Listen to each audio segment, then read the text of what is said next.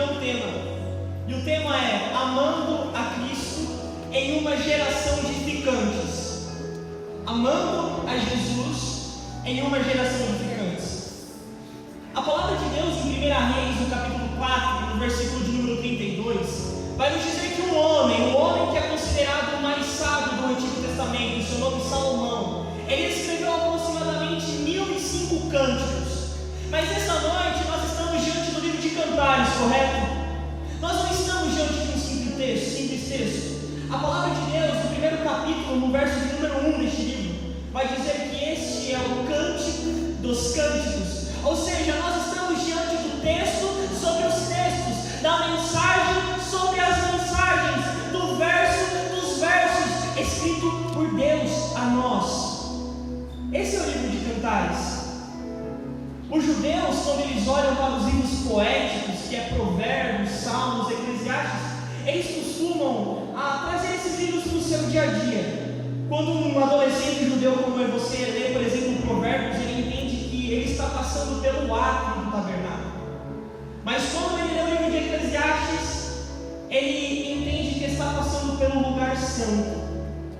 Mas, queridos adolescentes, está aqui, quando o judeu abre o livro de Cantares, ele entende que já passou pelo átrio, já passou pelo lugar santo e agora ele está no santo dos santos. Ou seja, nessa noite, nós estamos no lugar de mais intimidade com Jesus. Nós estamos no lugar de mais sensibilidade com Jesus. O véu se rasgou. Ele é o sumo sacerdote. Ele nos deu completo acesso a Jesus. E é sobre ele que estamos em contato direto nesta noite. E trazendo para a mensagem, lembra do texto? As muitas águas não podem apagar o amor. Nós estamos passando por uma geração de ficantes. Com certeza você conhece algum outro adolescente ou algum jovem que sai ficando com todo mundo, e talvez você já foi esse adolescente. A palavra compromisso na nossa geração, ela basicamente foi extinta. A palavra compromisso ou fidelidade muitas vezes é esquecida por nós. Mas o que seria ficar com alguém? Seria você estar com uma pessoa, desfrutando daquilo que ela pode te oferecer como um carinho, como um passeio, como um momento de amor, mas tudo isso com uma data para acabar. Tudo isso vai ter um fim, mas você já arquiteta na sua mente o final muitas vezes. Nós estamos em uma geração que tem ficado com muitas coisas, com muitas pessoas, com meninas, com meninos.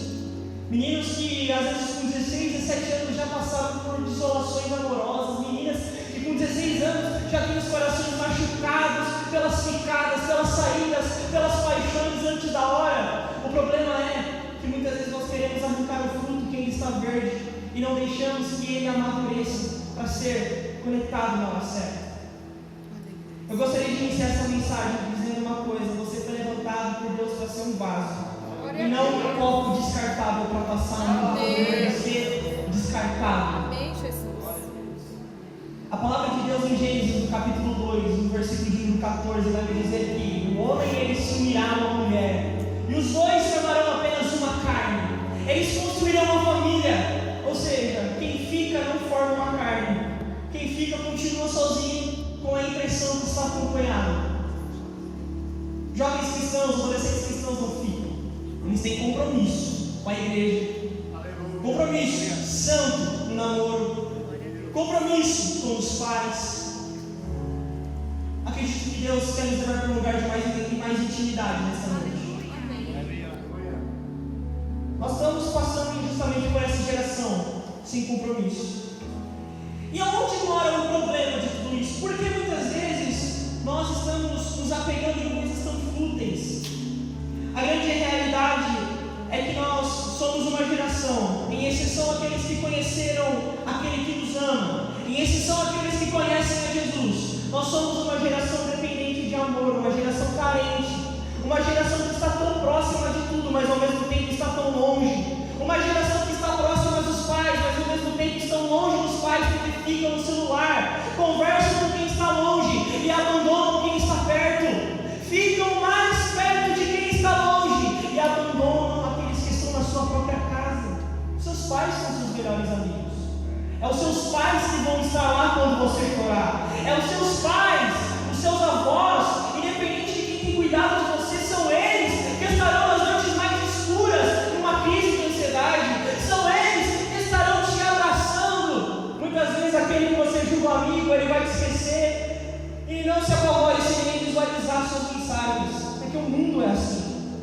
pais, dos seus avós, aqueles que realmente amam você. Mas o problema é que nós estamos passando por uma geração que está vivendo de ilusões, uma geração carente por amor. Veja que a nossa geração é a que mais grita por liberdade, a que mais grita por vida, mas anualmente 804 mil suicídios acontecem ao redor do mundo. A maioria, jovens e adolescentes. Nós somos uma geração que está sendo iludida. Uma geração, eu não estou criticando as suas práticas alimentares, mas uma geração que não tem coragem de comer um prato com carne, mas tem coragem de assassinar um bebê dentro de um ventre. Essa é a nossa geração, que está fora da igreja. Uma geração que diz, meu corpo, minhas regras, mas é a geração mais dependente de drogas, maconha, crack e outras que existem por aí. O mundo está enganando a nossa geração. A nossa geração está carente de amor. Muitas vezes a nossa geração tem compromisso com tudo, compromisso com amigos. Não é errado você ter compromisso com amigos. Eu marco com os meus amigos para jogar videogame, eu marco com os meus amigos para assistir um filme, para jogar bola. Mas antes de qualquer compromisso com o que é da terra, tenha compromisso com o que está no céu. Porque o que está na terra é passageiro, ele tem data de validade, mas o que está no céu é eterno, ele não tem fim, é para sempre. O problema é que nós às vezes esquecemos de fazer uma matemática bem simples. Vale muito mais a pena cultivar algo que é eterno do que algo que é passageiro. Vale muito mais a pena investir no que durará para sempre do que investir naquilo que terá um fim. A palavra de Deus, em Marcos, no capítulo 10, no versículo de 17, vai nos dizer que existiu um jovem. A Bíblia não fala o seu nome, não fala quando ele nasceu, não fala a sua cidade, muito menos as suas características físicas, mas a Bíblia vai dizer que ele era um jovem rico. Eu não sei você, mas seria muito bom ser um jovem rico monetariamente como aquele jovem é. Mas aquele jovem rico é uma grande exceção na Bíblia. Ele é um dos únicos casos de pessoas que chegaram até Jesus e saíram pior do que estavam. Como assim? A palavra de Deus diz que aquele menino, aquele jovem, ele chega até Jesus e pergunta: Senhor, o que eu preciso para herdar a vida eterna? Jesus disse: você precisa cumprir os mandamentos. E talvez você e eu cumpram os mandamentos. Nós talvez não matamos, não roubamos, não adulteramos, honramos os nossos pais, servimos a Deus, cumprimos os mandamentos. Aquele jovem cumpria os mandamentos. Ele cumpria. Mas a palavra de Deus vai dizer que aquele jovem vai dizer a Jesus: Senhor, eu tenho feito isso tudo na minha mocidade. O que falta para mim seguir, herdar a vida eterna? Jesus vai olhar para aquele jovem e vai dizer: você precisa se desapegar das suas riquezas, venda, dê ela para os pobres, ajunte riquezas do céu e me siga. Aquele jovem não fez nada disso. Ele retornou para o seu lar pior do que estava. Ele não conseguiu se desprender da riqueza material. E o problema é que às vezes a nossa riqueza não é ouro como daquele jovem. Às vezes a nossa riqueza é um tablet, é um celular, é um amigo, é um videogame. E isso são coisas que muitas vezes não tem nada de errado. Não é pecado você ter, você jogar, mas quando isso se torna prioridade na sua vida, se torna preocupante. Pense quantas horas você passou no Instagram nos últimos dias e quantas horas você passou com a Bíblia aberta. Quantas partidas você jogou num jogo e quantas vezes você orou neste mês? É fácil. Nós temos priorizado muito o que é terreno e deixado de lado o que é eterno. A palavra de Deus, eu quero mostrar para vocês a importância de colocarmos o amor em primeiro lugar, Jesus Cristo. Ela vai dizer em Êxodo, no capítulo 3, no versículo de número 5, que Moisés, um dia, ele estava preso um dia normal, Deus fala com ele. E toda a atenção agora da sua parte é pouca, porque Deus vai falar assim para Moisés: Moisés, tira a sandália, porque o lugar que você está pisando é santo, é uma terra santa. É pecado usar sandália? É pecado usar sandália, gente? Não é pecado. O que tem de errado com a sandália? Jesus provavelmente usou sandálias. Não tem nenhum problema em usar sandálias, mas porque Deus pede para Moisés tirar as sandálias? A palavra de Deus vai dizer que Deus estava comunicando a Moisés que aquela terra era santa. Moisés estava diante de um lugar santo, porque ali havia a presença de Deus. E nessa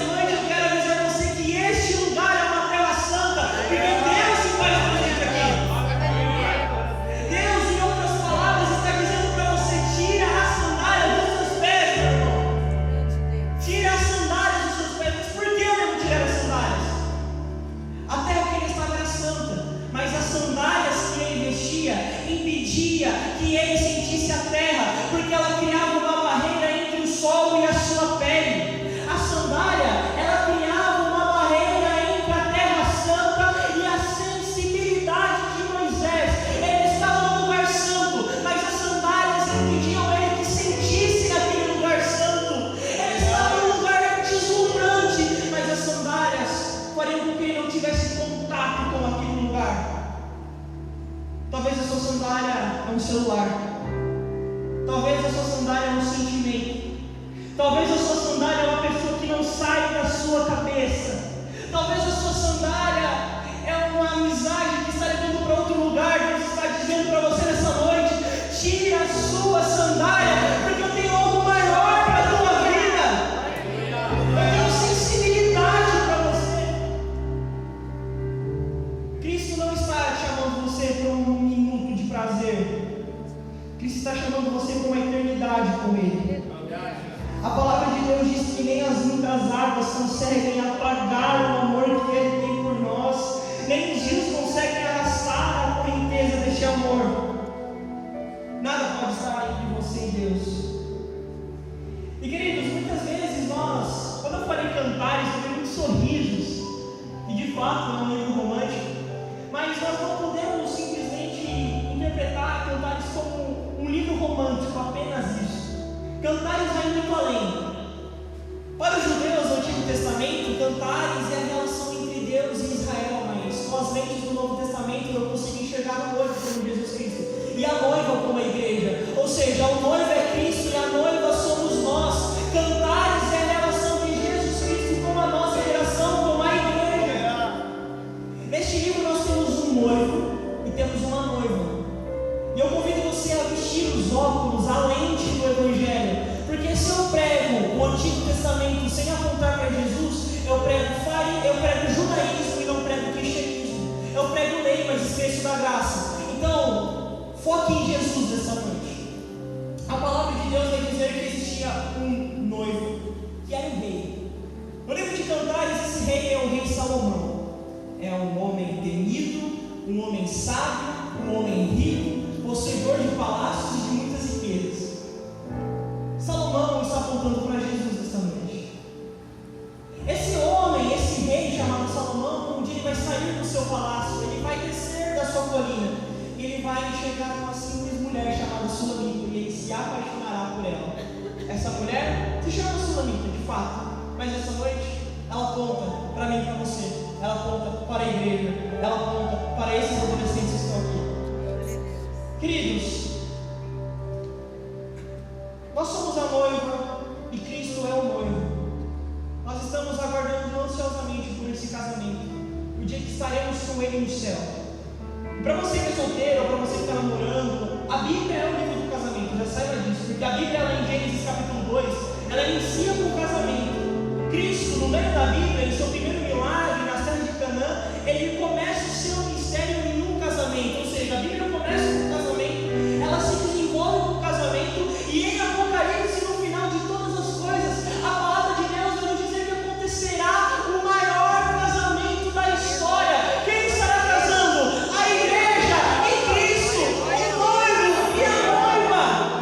Você e eu estaremos com Cristo. Nós estaremos com Ele.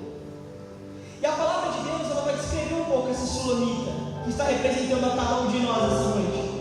No capítulo 1, no verso de número 6, a palavra de Deus vai dizer que a Sulamita, a noiva de Salomão, ou seja, eu e você, a igreja, ela tinha uma tarefa muito importante. O verso 6 do primeiro capítulo diz que a tarefa dela era cuidar de uma vinha. Uma vinha é uma plantação de uva. Então, você e eu, nessa noite, toda atenção é pouca. Temos uma vinha para cuidar. E o que é essa vinha? A palavra de Deus em 1 Reis, no capítulo de número 21, no versículo 1 ao 4 diz: naquela época, um homem chamado Nabote, de Jezreel, possuía um vinhedo que ficava ao lado do palácio de Acabe, rei de Samaria. Certo dia, Acabe disse a Nabote: como sua videira fica tão próxima do meu palácio, quero comprá-la e transformá-la em uma horta. Em troca, darei a você uma videira melhor, ou se preferir, pagarei o valor em dinheiro. Nabote, porém, respondeu: Senhor, me livre de entregar a herança que recebi dos meus pais. Então Acabe foi para casa indignado e aborrecido por causa da resposta que Nabote, o rei, havia dado a ele. Nabote havia dado ao rei. Então o rei se deitou, virou seu rosto e não quis comer. Ou seja, a vinha, Nabote era um homem que possuía uma vinha, certo? Eu acabei de dizer que eu e você temos a responsabilidade de cuidar de uma vinha.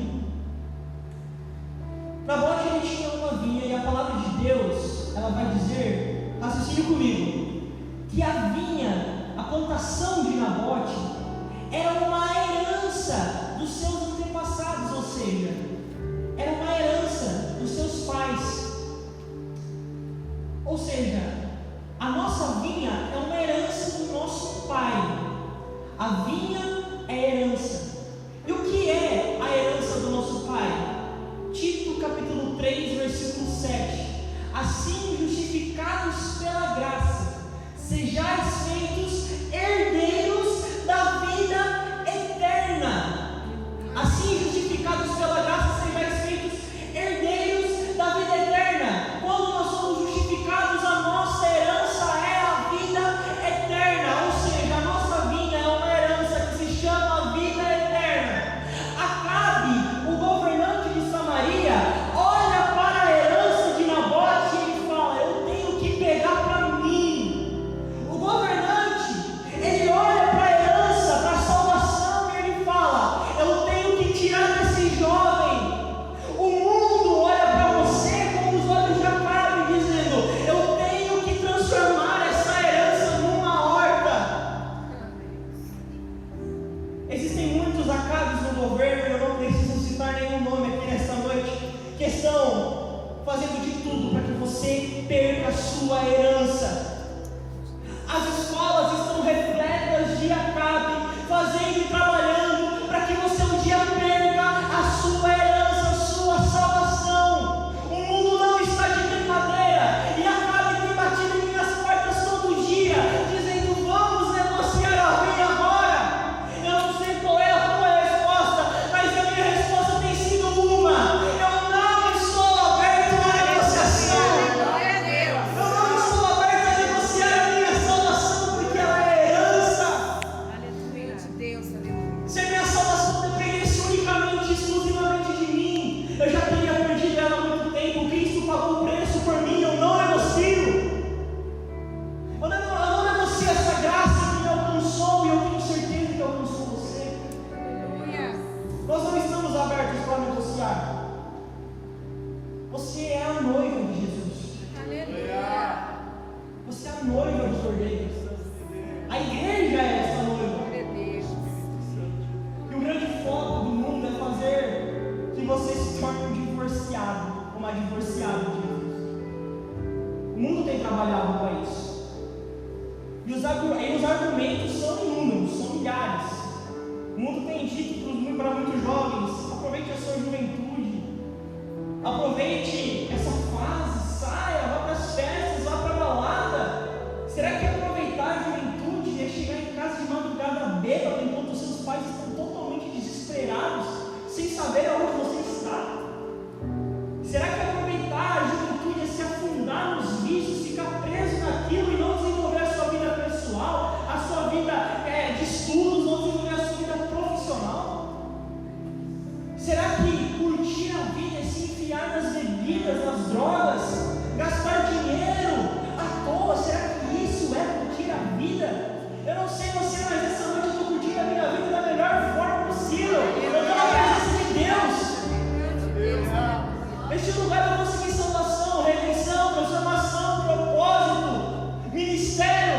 Eu não merecia nada disso, mas esse lugar para mim é curtir a vida, é a igreja do Senhor, é a noiva.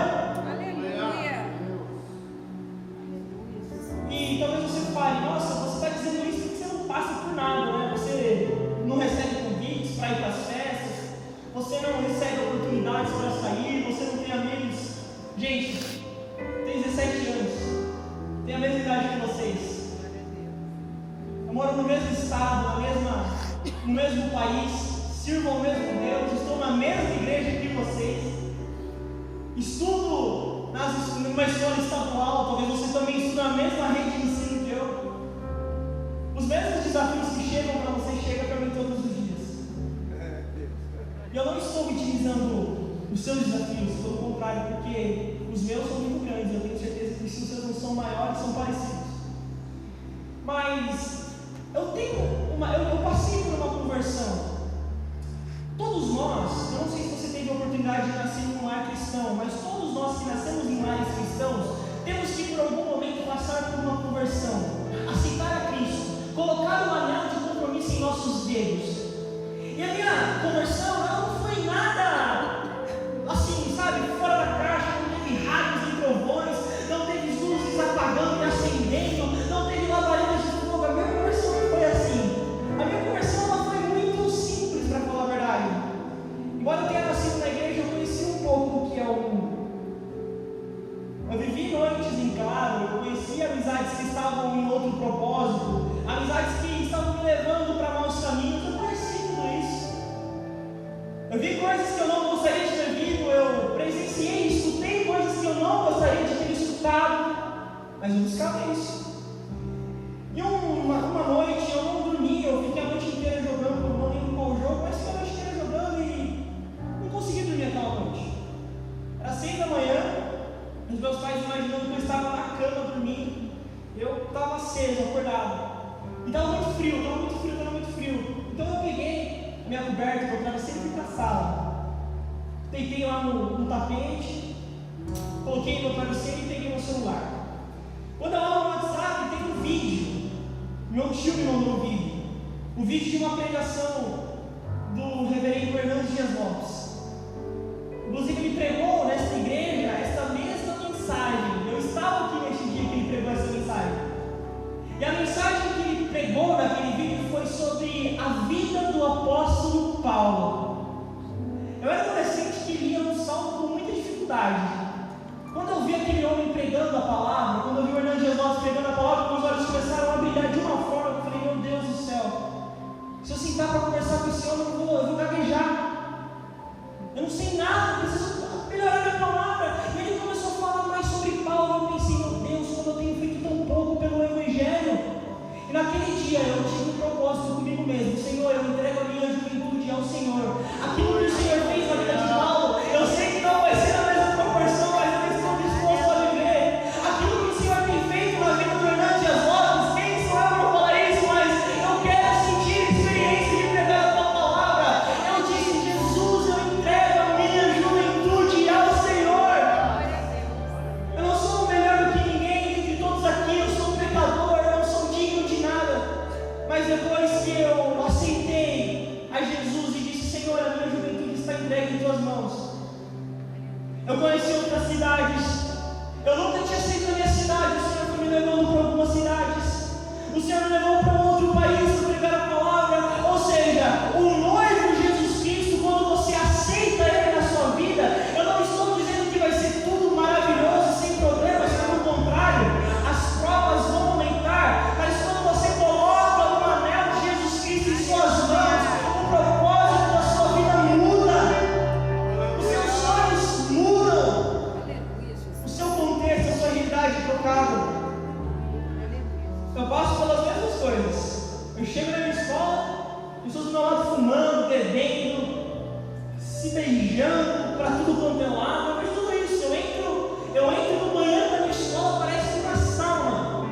É algo de arrepiar. Eu passo por tudo isso. Os convites vêm todo dia, mas uma coisa é você passar pelas provas de aliança. E não é comigo, não é com qualquer irmão, é com o próprio Rei dos Reis. Ele é fiel. Depois que eu disse, Senhor, eu te aceito, nas noites mais escuras Ele estava comigo. Nas noites mais ansiosas da minha vida, Ele me acompanhou. Nos dias em que eu saí de casa e falei, mãe, volto só daqui 10 dias, eu estou indo fazer a obra, Ele estava comigo na distância. Nos dias em que eu me encontrava sozinho, Ele estava do meu lado, eu nunca estive tão bem acompanhado. É Jesus, o seu noivo, o noivo dessa igreja. Para ir desenvolvendo no final essa pregação, eu sei que todo mundo está com fome aqui. Eu gostaria de contar para você de forma bem rápida, já deixar a dica para quem um dia pretende casar, para quem está falando de cantares, eu não posso passar por isso sem falar de uma parte, que nós um dia passaremos, como casamento. Eu gostaria de ilustrar, preste atenção comigo nisso. O judeu, quando ele completa 13 anos, ele passa por um processo chamado bar mitzvah. Eu acho que ficou difícil para chamar bar mitzvah. O que é o bar mitzvah? É um ritual que ele passará para se tornar de fato um homem. Ele nasceu homem.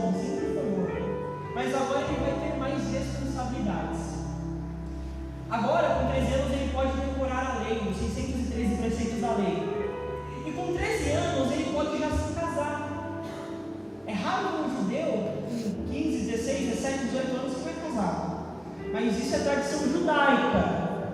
Brasil é outra realidade. Na adolescência a gente está na fase de aprender. Aí Deus tem um propósito com cada um aqui nessa noite. Mas ele pode se casar.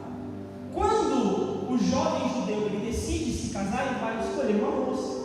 Ele vai até a moça. Então, ó, rapaz, já fiquem esperto nisso. O judeu ele vai até a moça. Mas para ir até a moça, ele não vai com caixinha de bombom, ele não vai com buquê, ele não vai com rosas. Ele vai com 3 coisas bem diferentes da nossa realidade. Ele vai com um suco de uva, olha que bem. Ele vai com um contrato e ele vai com um saco de moedas. Acho que a melhor parte disso é o saco de moedas. Mas ele escolheu a noiva, ele escolheu a moça. Ele vai lá na casa da moça pedir ela em casamento, pedir para ser noivo dela. E ele vai esperar que ela responda assim. Quando ele chega na porta da casa da moça, ele bate na porta. Quem vai abrir a porta pela tradição não é a moça, é o pai dela. Então ele vai primeiro ter que enfrentar ele no olho a olho e falar: ó, tudo bem, vamos consertar, né? Explicar-lhe o propósito da sua ida. E isso eu acho muito bonito, né? Para cada um de nós seguirmos com isso. Mas, depois que ele falar com o pai da moça, a moça vai se apresentar a ele, ela vai estar ali na sala. Ele vai olhar para a moça e vai dizer: você quer se casar comigo? Se ela disser sim, aquele judeu ele saiu com 3 coisas, você lembra? Um contrato, um saco de moedas e um suco de uva. Ele vai então colocar um saco de moedas na mesa. Ele vai falar assim: olha, o preço já foi pago. O dote, o preço para ter uma aliança com ela, eu estou pagando aqui. Mostra para o pai dela, está na mesa. O preço já foi pago. Depois que ele paga o preço, ele vai assinar o contrato e vai deixar na mesa, dizendo: nós temos uma aliança. Por conta da minha idade, a gente não vai sair junto de casa agora, mas eu vou deixar um contrato dizendo que eu saio da tua casa, mas eu volto para te buscar. A gente tem um contrato, a gente tem uma aliança, a gente tem um propósito junto. Eu não saio dessa casa com você ainda, mas eu volto para a casa do meu pai. Ele vai arrumar algum lugar para nós lá. Ele vai preparar uma morada. E quando essa morada estiver pronta, eu volto para te buscar, porque eu deixei no contrato. Eu acho que se você é bom de analogia, você já entendeu onde a gente está indo. Depois que ele deixa o contrato, ele vai perguntar de novo, ele vai ser insistente, ele vai perguntar: você quer se casar comigo? Se ela falar assim, aí meu irmão, é bênção. Ele vai entregar o suco de uva. Vai entregar o suco de uva. E ele vai dizer para ela: na casa do meu pai é uma morada para você. Aleluia. Glória a Deus. Glória a Deus. Gente, se você não notou que tudo isso está apontando para Jesus Cristo, nessa noite, então preste atenção. Porque o nosso noivo, aquele que colocou a aliança no seu dedo, um dia ele desceu dos céus em direção à porta do meu e do seu coração. Ele bateu a porta, você abriu a porta. Mas a tradição e a história diz que o judeu ele paga preço com prata para ter um relacionamento contigo. Cristo, quando ele bateu na tua porta e você abriu o preço para ter aliança com você, segundo Pedro, na sua primeira carta, no capítulo de número 1, no versículo de número 18, ele vai dizer que o preço não foi ouro, o preço não foi prata, o preço não foi bis, ele pagou com sangue para ter uma aliança com você, para colocar a aliança na sua mão. Não foi bombom, por mais que seja tudo lindo, foi sangue. Eu não vejo isso em Romeo e Julieta, em Titanic.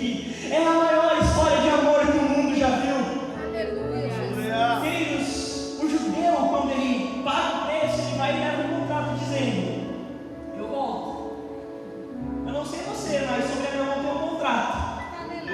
Dizendo, em Atos capítulo 1, versículo 11: varões galileus, porque turbam os vossos corações, este mesmo Senhor que para o céu viste ser elevado, ele há de voltar. Apocalipse capítulo 22, versículo 2 diz que: eis que breve venho e a minha recompensa está comigo. O contrato chamado Bíblia está dizendo que Jesus ele voltou para os céus, ele deixa o Espírito Santo, mas quando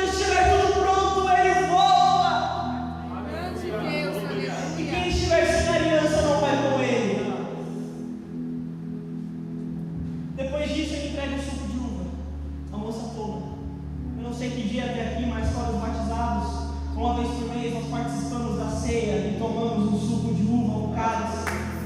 E quando nós tomamos, eu fico imaginando ele pronunciando as exatas palavras de João, capítulo 14, versículo 1. Não turbe o vosso coração, credes em Deus, credes em mim, porque na casa do meu Pai há uma morada para você.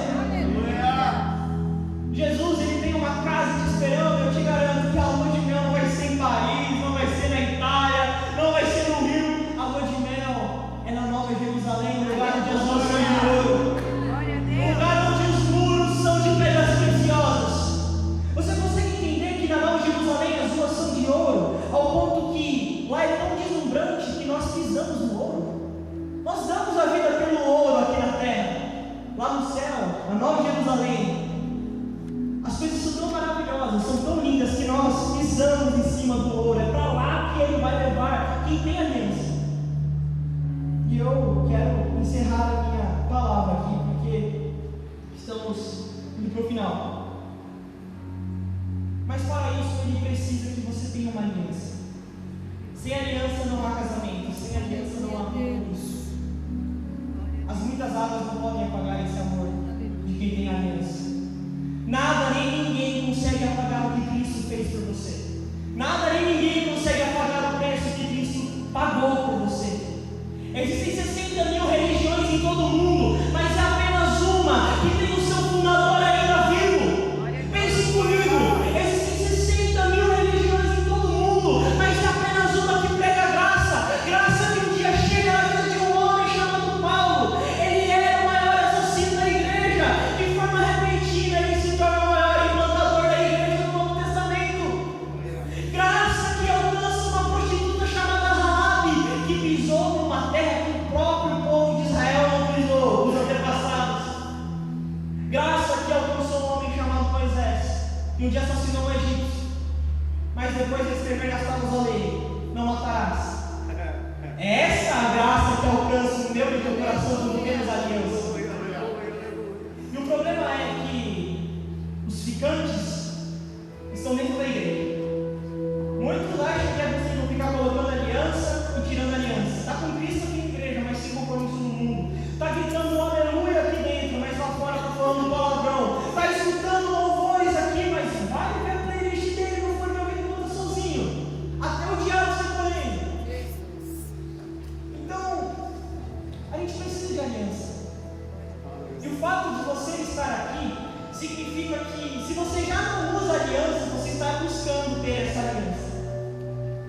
O mundo está empregado uma grande teoria demoníaca chamada teoria dos desigrejados. O mundo está dizendo que você não precisa mais de religião, que você não precisa mais de uma igreja. Você sabe o que significa religião? Religião no hebraico significa date. Date significa manchas nas portas.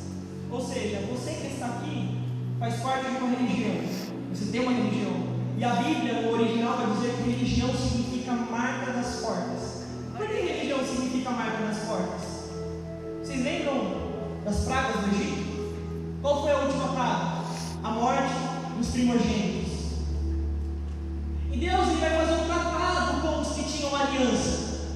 Ele vai falar o seguinte, viu? O anjo da morte vai passar pelas ruas do Egito e vai ser feio. Mas eu vou cuidar daqueles que têm aliança comigo. Para o anjo da morte distinguir quem é povo de Deus e quem é mundano, para o anjo da morte distinguir quem é separado e quem é profano, os crentes, os aliançados, os que amam a mim, matem o animal e passem sangue nos umbrais das portas. Ou seja, religião significa marcas nas portas. Por que a religião é importante? Porque quando você está lá fora, essas marcas que estão sobre você vão diferenciar você para os mundanos, vão diferenciar quem tem aliança para quem está ficando com Jesus. Essas marcas o tornam alguém especial, que é marcado pelo sangue de Jesus. Você tem uma marca, e essa marca o noivo colocou sobre você. Então,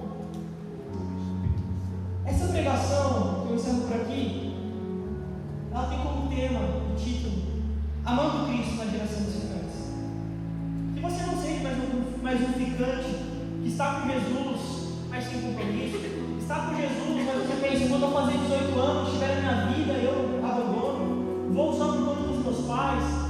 Se você está na igreja pensando, só uma fase, depois eu vou resolver minha vida, é bom se acostumar com a terra então, porque subir não vai rolar.